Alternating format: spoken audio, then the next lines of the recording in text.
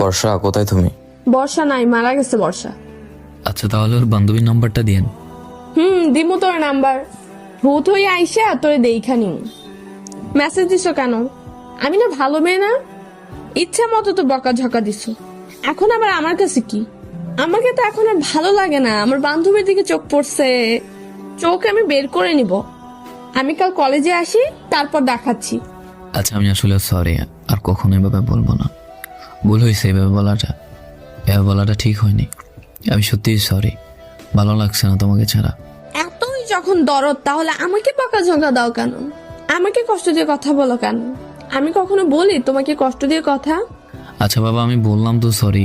আসলে আমি জানি আমি তোমাকে অনেক কষ্ট দিয়ে কথা বলি, যা আসলেই ঠিক না। কিন্তু হ্যাঁ, আমি যতই কষ্ট দিই না কেন, তোমার হাত ছেড়ে কখনো যাব না। শুনি না এসব কথা তোমার। তুমি